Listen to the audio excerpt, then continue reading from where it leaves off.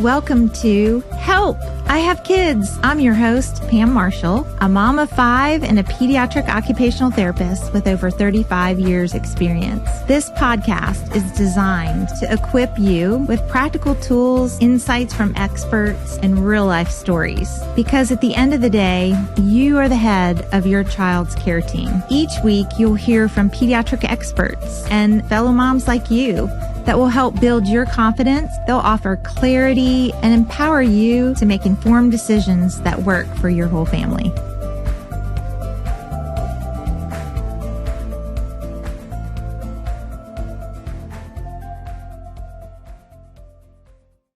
Hi, I'm Pam. Welcome to Help, I Have Kids podcast.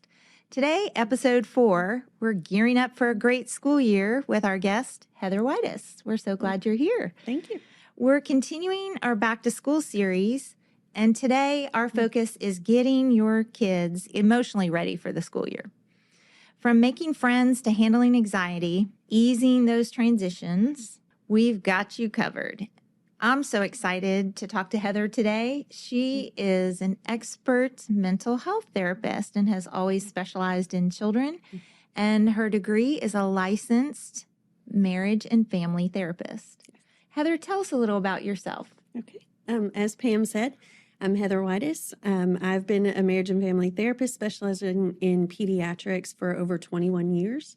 I'm a mom to Lily and Grace, who is an amazing 16-year-old teenage girl, wife to Jason. We're a very busy family. I love working with children. I feel like they have so much hope and promise. I feel like they need positive adults in their lives, and I'm happy to be that sunshine for them, to be that person they can walk alongside through those hard things that they experience in their life. I love that you love to work with children too. It's the best. So, Heather, what's the most encouraging piece of advice someone has shared with you? Okay. My mom has been my biggest example of how to be a mom. If I could be a quarter of the person that I think she is, I think I'm doing fabulously. Wow, that really says a lot for you to cherish your mom like that. So what is something she shared with you? When I got married, my mom told me the biggest thing I could do in life was to be intentional, so that every moment that I experience, I really focus and hone in on just enjoying every moment. Because we hear people say so many times, oh, my wedding day was a blur. I don't remember anything.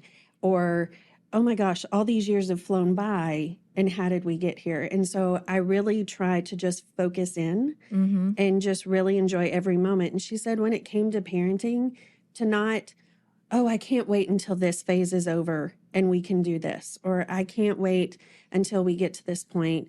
Oh, it's so sad that this is over. She told me just to enjoy every single moment and find the best parts of each phase, because every phase has something wonderful to experience. That is fantastic advice, because it does go whoosh so fast, doesn't it? You've got a 16-year-old and you've got graduation around the corner, and then, wow, then she's off. Right. It happens quick. So, Heather, the first day of school, lots of moms begin to think about the first day of school and how can they prepare their children. There's a roller coaster of excitement, usually excitement for the new year, but also can be some fear and some anxiety in there. So how do parents get their children emotionally ready for this transition? I think a big start is the parent has to get emotionally ready. Good point. Our kids feed off of our emotions, whether we think we're hiding them really well or not. So I think we as parents have to really work on ourselves and take care of ourselves in that transition, but also be there for our child. So at our household, one of the things we do is summer, you can get off your routine a little bit if you want to. Lily and Grace does not, but we encourage a little bit of different things. But those few weeks before school starts, we get back into that routine. Bedtime starts in again.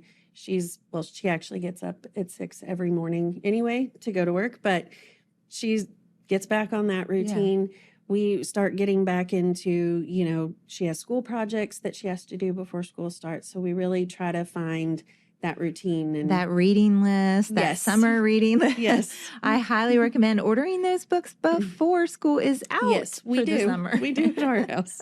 But then also for a lot of families, you can schedule a time to go to the school and meet with the school counselor or just explore the school. They're usually really wonderful about that.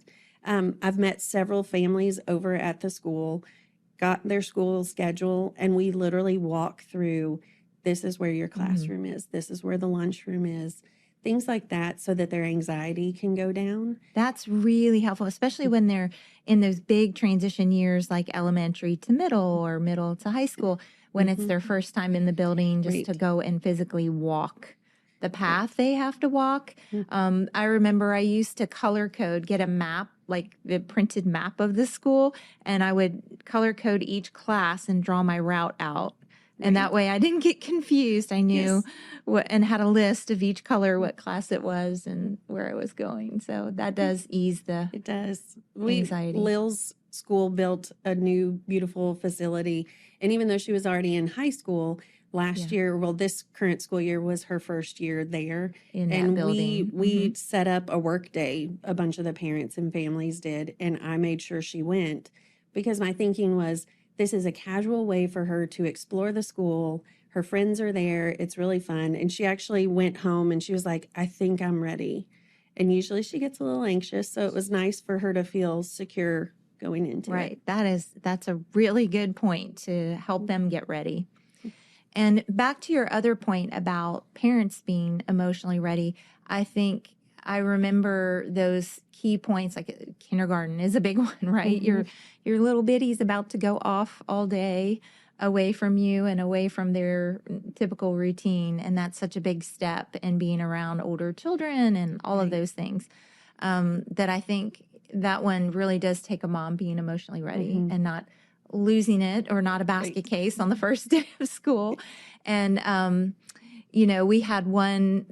I had one big mom challenge when our last baby was born. And actually when that baby was still being carried inside the womb, the oldest one figured out that he would be 16 when that baby was going to kindergarten, and said, I'm going to drive him to his first day of kindergarten.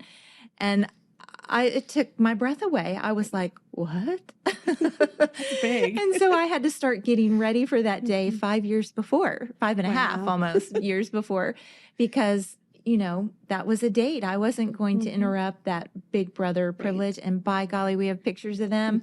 They were in a convertible. He driving off to kindergarten with his 16-year-old brother. That's awesome. Yeah. So those are key things. So making friends is also such a big deal for children to have friends. And if they're going to a new school, or maybe they're just changing, like I said, seasons from one age to the next. But for some kids, how can parents support their children in building those social connections and getting those important friends around them? What are some things they can do? I think an obvious one is get them involved in activities, whether through your church, through school, dance, athletics, all those good things. But then I think a key point is not to just take your kid, drop them off, but be an involved parent. Get to know the children that your child is interacting with. For me, I find it helps to foster friendships if I know who's in my daughter's class. And I just kind of watch at little events, and it helps me learn the dynamics. So then when there's an issue or she meets a new friend, I know who she's talking about. Right. So I'm a little more invested in that respect. We are also the house where the girls come. They come to our house. They hang out before dances. We try to make it a big fancy thing. We recently did a movie night where we all had rom-com t-shirts and sat around, and they invited me in to watch movies with them. Yeah, that's fun. Because I was just that mom, but it allows me to get to know them. So then when they're navigating stuff, I can help my daughter navigate it as well with them, and her to be a better friend. And so with younger children and a working parent, how might they get connected, like to an elementary school age group of friends? How might they do that? I think that's a lot of the dance, athletics, those things. You know, we've met parents and children when we're at those events, and you know, just encouraging and fostering those relationships, coaching your child. You get to know other kids. Yeah, that's a good and point. you can help encourage relationships. Yeah, and that's things. really good.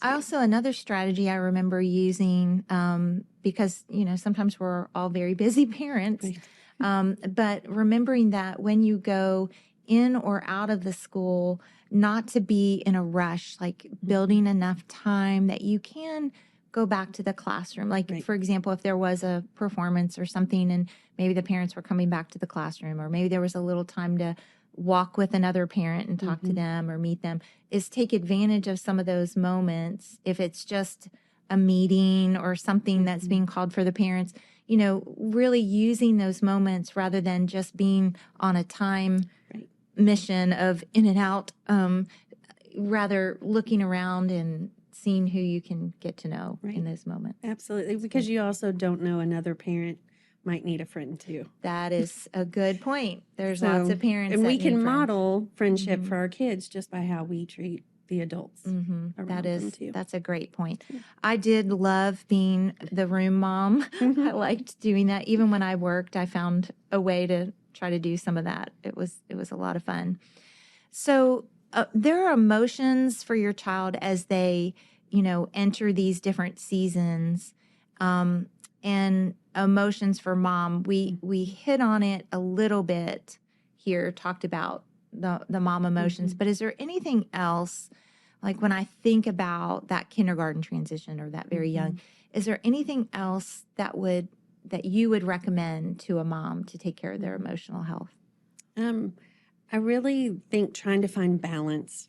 It's hard. We live busy lives. Balance, I think, is something we all struggle with at times, but then also work really hard at too. And I think it's finding a balance. As a mental health therapist, you have to, I would tell someone, you have to let yourself sit with those feelings. Don't ignore them. Don't brush them off. Right. But don't sit for too long. So schedule your grieving. Schedule your grieving. You know, I am an emotional mom who will still tear up on the first day of school. Me too. Because she's my baby, right? And so she even makes it a joke because she now knows that, like, she can see it in my eyes, and she's like, "Mom, it's okay," you know. But trying to just be excited. We have the music going, all that fun stuff, and then my time to have my moment is on the car ride home. And I call my mom and we process through, oh, Mom, do you believe she's at another year? Like, we have this many years left. And she reminds me, be intentional, enjoy this moment, you know? And so I think having other moms to talk to and process through what we're dealing with, but also just let ourselves have the time, work through it while they're at that first day of school, while they're in that transition. And then when they come home, it's game on and we just have fun. Yeah. That's a great idea. I love the thought of scheduling time. So time ahead, you know, maybe to process and grieve. And I'll tell you, Heather, I'm on the other side. My oldest is 32, and he will probably not ever listen to this podcast, but I still feel the ups and downs of what he goes through. Right. I still feel emotional, or I have to, you know, share in the excitement with things going on in his life, or share in the sadness, share in the grieving.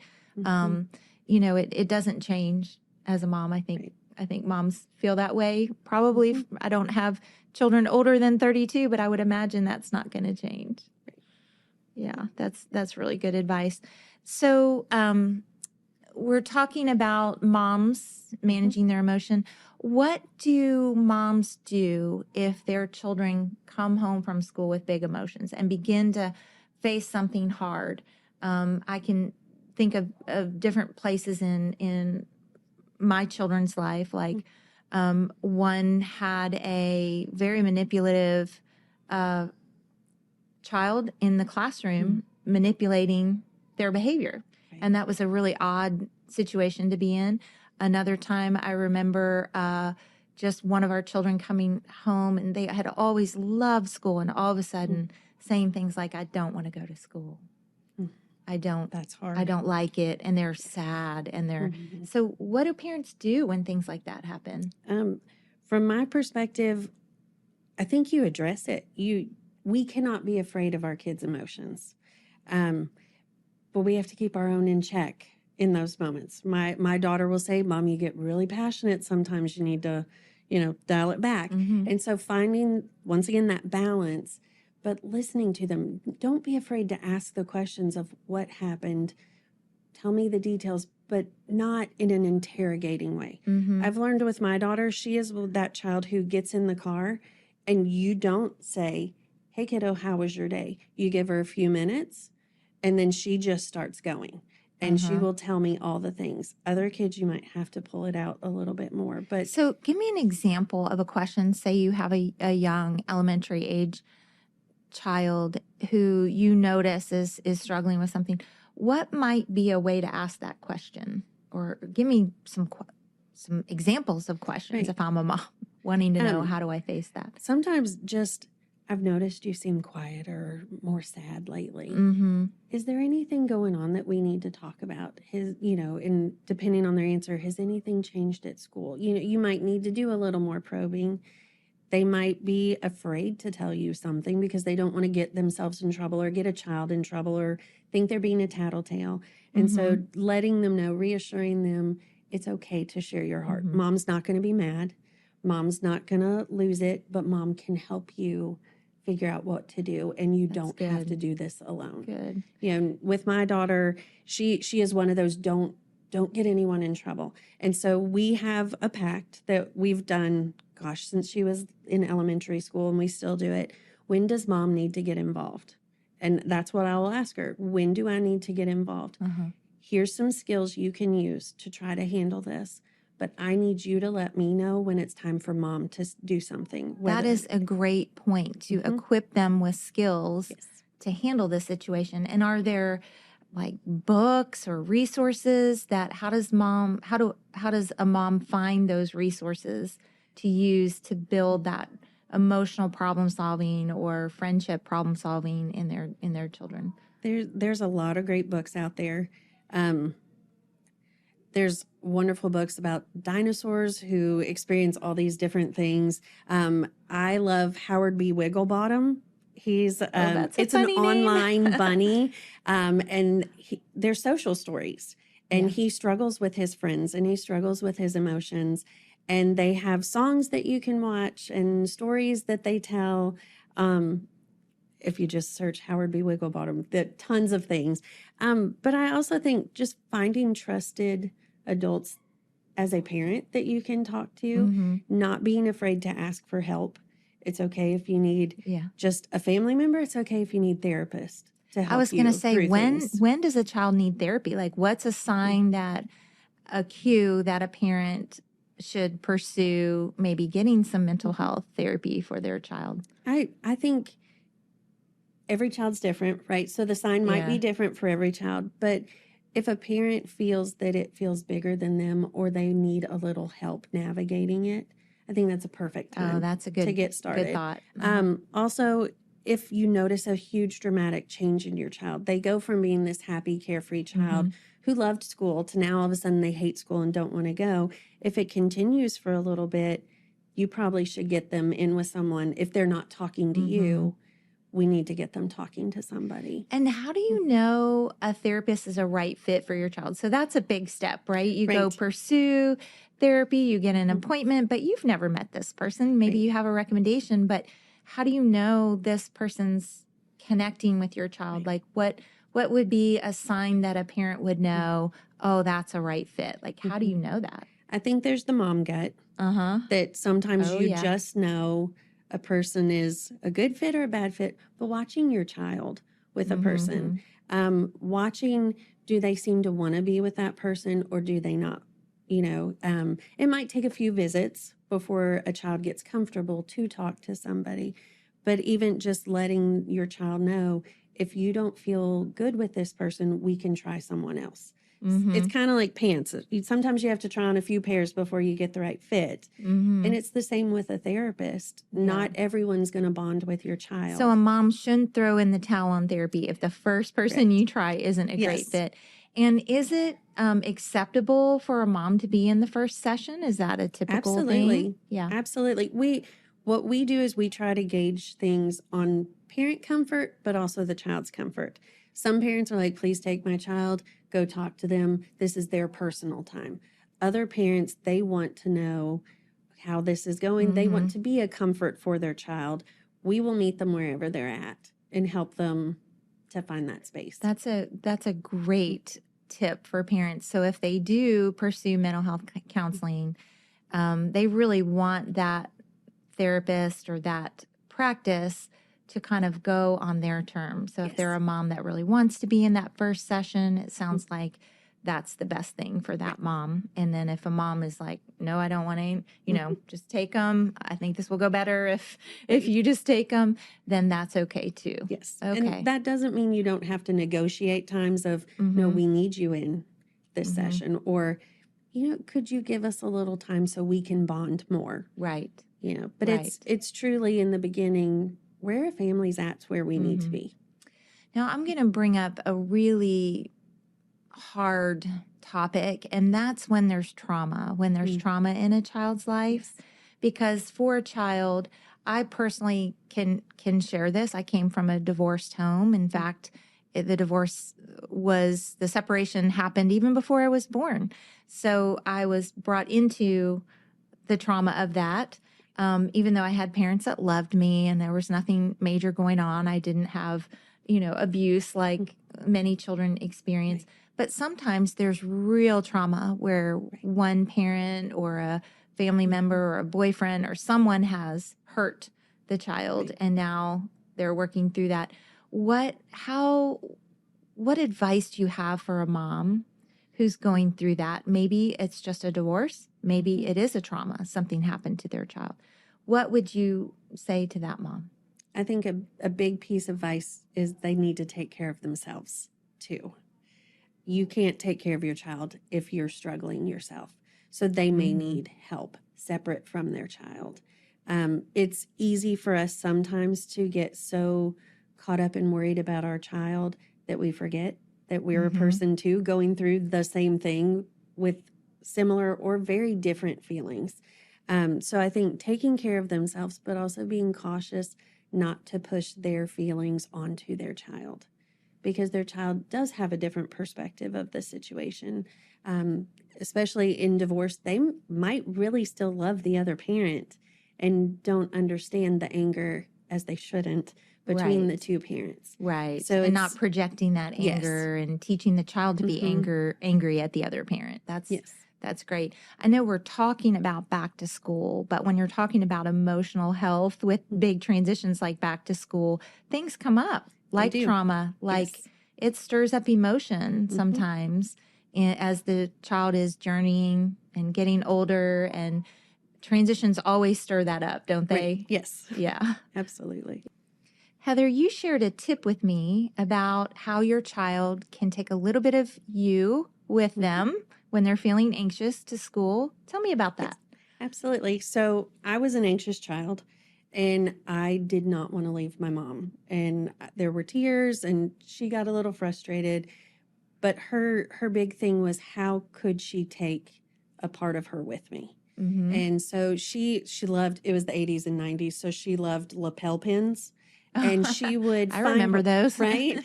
And she would find one that coordinated with my outfit so it wouldn't stand out too dramatically. And she'd either put it on my shirt, or she would put it on my backpack or on my jacket. And she would tell me throughout the day, if you start to get sad, if you start to miss me and you feel like you need me, you just look at it or you just touch it and you'll know I'm there. And that's really sweet. So you could almost use any object like that. Yes. Sort of an object that you can put in their backpack or lunch or wherever. Right. That's so sweet. Yes. I love that idea. So we even use that. My daughter and I do. I had a ring that she and my husband got it for me, and it had a cross on it. And I noticed when I would get stressed, I would just kind of gently rub the cross and just remind myself that I was in a safe space, that things were good. She went through some struggles a year ago and was feeling really anxious, wasn't sure how to keep her emotions in check. And it was just impressed upon me one morning, give her the ring. And so I handed it to her and she goes, what am I doing? That's your ring. And I said, I want you to wear it. And I want you to remember that I'm with you wherever you go and that God's with you too, and that you're protected and you're safe. And if you feel uncomfortable, just rub the cross. And she's still a year later has not given me the ring back. Oh, that's good. But I think it's a precious thing that she gets to take a piece of me with her wherever she goes. So I think that's for really parents, sweet. When their kids do miss them, because they do miss their parents during the day. Especially littles. Yes, to just have something to remind them that mom or dad is there for them. That's very sweet. I love that. Hopefully you can try that little treasure too. Well, I really loved hearing all your helpful things for moms and helping their child become emotionally healthy. And it's all things that we moms can do. Like Absolutely. We can do it and you can do it. You can help your child through the challenges, and you can help them problem solve friendships and help them journey through these transitions of back to school. So thanks, Heather. You're welcome. Thank you so much. Thanks so much for listening to Help, I Have Kids. If you're tuning into this podcast, that means you're a mom who's curious, committed, and ready to learn. And we see you. We'd love for you to join our Help, I Have Kids Facebook community, where moms just like you are connecting, asking questions, and encouraging each other every day.